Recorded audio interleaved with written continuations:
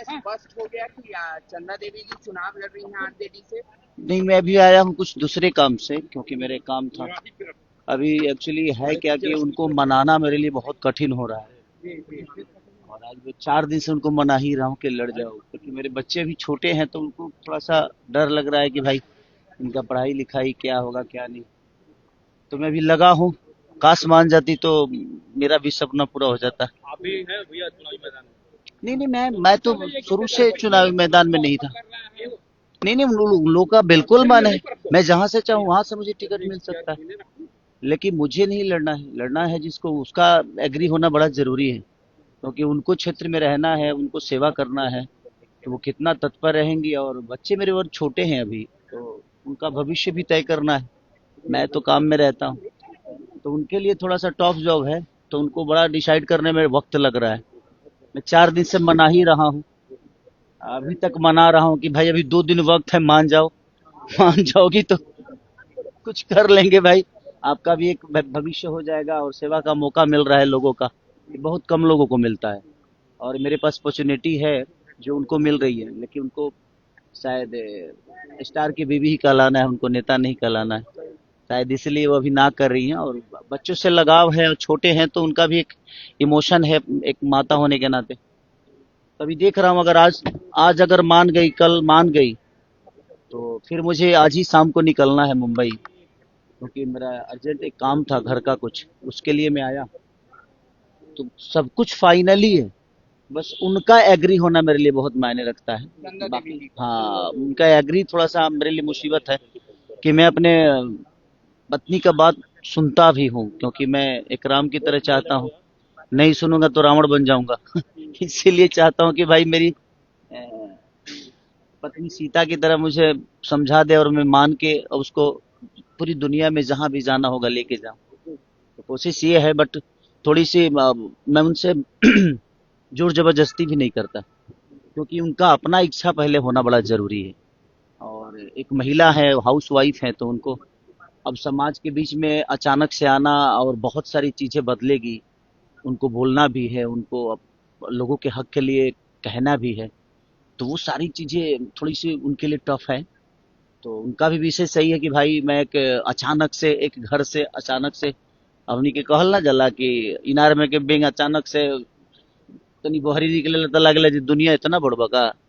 तो वो सारी चीजें कि वो बेचारी एक हाउस वाइफ है, और उनको थोड़ा सा उनके लिए समाज में जाना, समाज में बोलना, समाज को हैंडल करना थोड़ी सी कष्टदायक है उनके लिए, बट कोशिश में हूं मैं। आप लोग भी भगवान से मनाइए कि ओ मान जाए, मान जाएंगे तो मेरे लिए एक होता है ना कि एक सपना है कि नहीं, मैं अपनी पत्नी को भी एक बड़े लेवल पे देखना चाहता हूँ, कि वो भी वहां जाए जहां पूरी दुनिया का वो भी सेवा करे, अपनी ऊर्जा से, अपनी ताकत से, अपनी क्षमता से, और दुनिया को, अपने विधानसभा को एक नई दिशा में लेकर जाए। मेरा यही विषय है, मैं इसीलिए प्रयास कर रहा हूँ। 4 दिन से लगातार मैं मुंबई में इसीलिए था कि ताकि वो मान जाए। अभी भी 2 दिन वक्त है, आज अगर मान जाएंगी तो फिर उसीलिए मैं शाम को फिर जा रहा हूँ, तुरंत आके और फिर जाऊंगा कि भाई मान जाओ। और मान जाएगी तो शायद कुछ जल्दी से खुशखबरी आप सबको दे दूंगा। चुनाव में बहुत सारे सेलिब्रिटी प्रचार करेंगे, कल मैथिली ठाकुर बीजेपी ज्वाइन की, आप किसके लिए प्रचार कीजिएगा? मैं तो शुरू से, मैं कहीं ना कहीं मैं तेजस्वी भैया से बहुत ज्यादा प्रभावित भी हूँ। एक बड़े भाई छोटे भाई का हम लोगों का रिश्ता है, तो कोशिश मेरी रहेगी, मेरी नहीं बल्कि उन्हीं की कोशिश रहती है कि बाबू आप आओ। और उनके बातों को मैं कभी काटता नहीं, जिसको मैं मानता हूँ उसको दिल से मानता हूँ। तो प्रयास यही है कि मैं उनको भरपूर जिताने की कोशिश करूँ, और ज्यादा से ज्यादा सीट लाने की कोशिश करूँ। सर, छठ महापर्व है अपकमिंग, आपकी सॉन्ग कौन सी आ रही है? अभी सारे मैं पांच गाने अभी लगातार मेरे आएंगे छठ के, क्योंकि रिकॉर्डिंग हो चुके हैं, शूट भी हो चुका है, सारी चीजें हो चुकी है। बस अब धीरे धीरे 2-2 दिन 3-3 दिन गैप देके आएंगे सारी चीजें। गाना गुनगुना दीजिए सर। बस छठी मैया सबको ऐसे ही कुशल रखे, रात भर जगा हो यार। मैं भी हाँ। सर, एक और स्टार है, उनके घर में आग लगी हुई है, उसको लेकर भी आग लगी है किसके घर में? ज्योति सिंह की अगर बात करें, छोड़ दीजिए, तो देखिए राजनीति एक बात में उनके बताएं पिता आपसे, ने कहा कि एक बात बताऊं आपसे, हम लोगों को उस पर बात भी नहीं करना चाहिए, क्योंकि मैं नहीं चाहता कि उस पर बात करके उसको बड़ा लंबा किया जाए। वो उनका अपना मैटर है और सुलझने वाला है नहीं, तो हम उसको बात करके ना और उलझा रहे हैं। तो इससे बेहतर है कि भाई वो दोनों समझदार हैं, उस चीज को समझते हैं, वो लोग समझ ले। क्योंकि हम लोग कुछ भी बोलेंगे ना तो लोगों को यही लगता है कि नहीं हम मजे ले रहे हैं।